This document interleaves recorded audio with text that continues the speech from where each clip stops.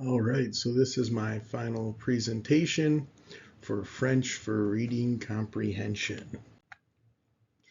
And so the book that I've been working on this entire time is Études sur la théorie du droit musulman, or a study in the theory of Islamic law by Savas Pasha, who is an Ottoman official, or was an Ottoman official in the Ottoman government.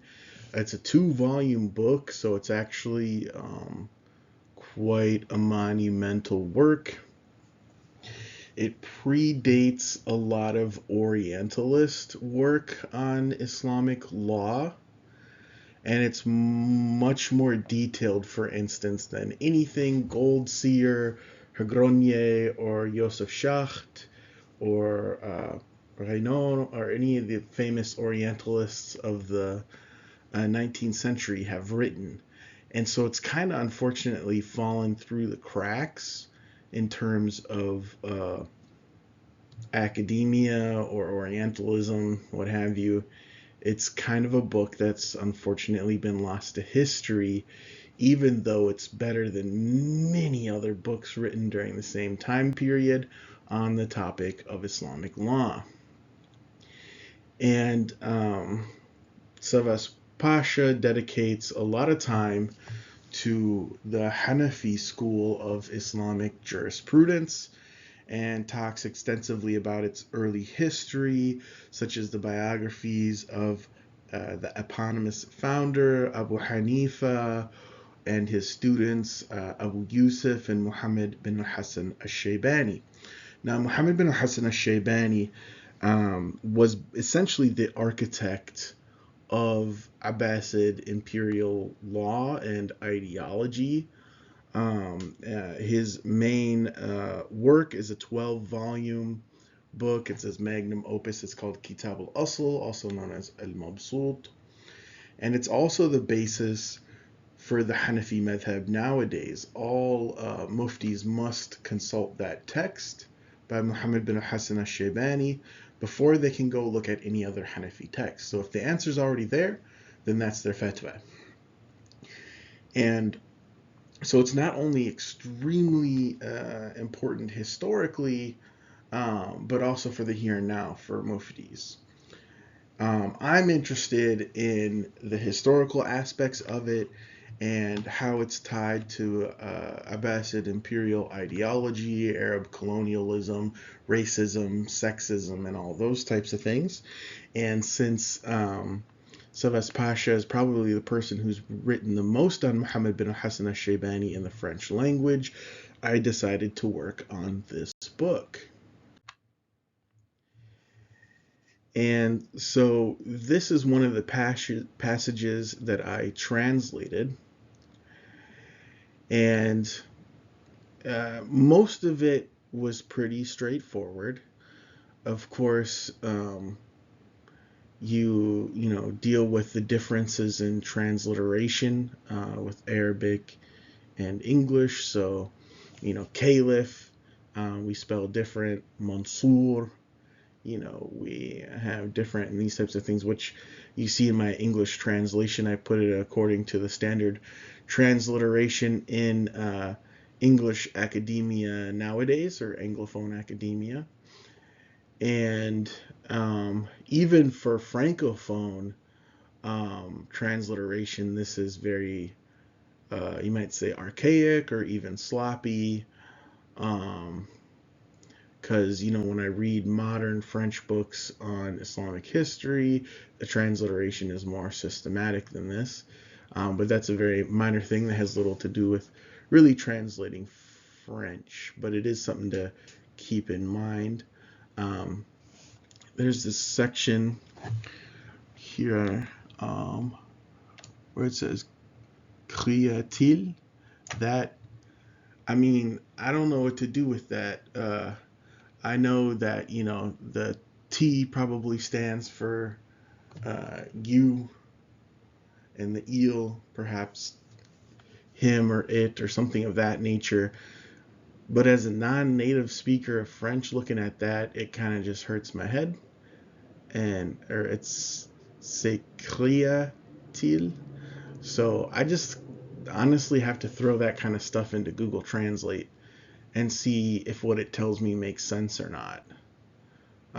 Because that type of stuff is pretty confusing. And then you have like this passage uh, where it says he named her Il Noma, and that, from what I understand, is the kind of more formal written type of French, um, which would make sense. This is a more academic work that Pasha wrote. I'm not really sure how to convey that in English well. German has the same thing. So when I took this same class but for German, um, you could say like ich habe gedacht, which means I've thought. That's how they would say it everyday speaking. I have thought when they're using past tense. But in written German, you could say ich dachte da da da da da da da. I thought da da da. That's the common way we do it in English, but in German, you only do that in academic writing. You only do that in very formal writing or very formal speech. Maybe you're giving an academic lecture, but even then it's a bit pedantic. And that's simply because the verbs are much harder to conjugate that way in German. A lot of times they're irregular and things like that. I have a feeling this is the same thing going on in French, this kind of academic past tense or literary past tense. Maybe people don't use it just because it's a little bit harder to conjugate, but I don't know how to convey that in English. Um, he named her. It's kind of hard to make that sound more formal. So some things I guess are just going to get lost in translation. That's where you might get into your theory of translation and that type of thing. I just kind of translated it literally because I feel like it doesn't really take away from the formality of it, and I feel like adding anything to make it more formal would just feel unnatural. So that was the decision I made. Um, and then there's this weird word that kept popping up, huole, du huole, or huole. I'm not sure what that means at all. I couldn't find it in any dictionary online or otherwise. I couldn't think of a corresponding Arabic word that was maybe a transliteration of. So I was kind of completely at a loss. But everything I know about Islamic law, it sounds like the iddah, or the waiting period, which is 3 months and fits this description perfectly. So I'm not sure why just transliterating the word iddah isn't there. In English, we call that waiting period. So I have really, honestly, truly no idea what's going on there. That part was confusing because you have the iddah period, which is 3 months to prove that a divorced woman is not pregnant before she can remarry. Sounds like here with Caliph Mansour, he was trying to null and void his own oath by like a loophole, so he wouldn't have to wait 3 months to remarry his own wife or something of that nature. It's honestly confusing. So to the next one. So here, this page, I'm trying to just look at it here and remind myself. So there was a verb, uh, Clegnon, I think is how you might pronounce it, which is right here. Not entirely sure what's going on there.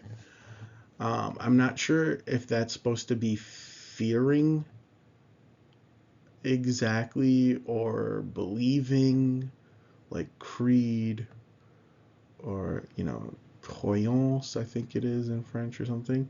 Um, or like here we have it as croix de Dieu. So I'm not sure exactly what the precise meaning of that word is. But it's definitely a really important word that pops up multiple times here. That I think for this to be a good translation, I would have to really precisely translate that word or see if I can figure out what Arabic phrase perhaps or Arabic word they're using, like is it taqwa, or something like that, to kind of get a better idea as to what's going on here. Or maybe it's some sort of phrase from like Christianity that's commonly used in French that I don't know. Um, but that's an example of something I would definitely look more deeply into, like if I wasn't doing this for a class where the time was limited. Um, but that was kind of, for translating this passage, that was probably the most difficult.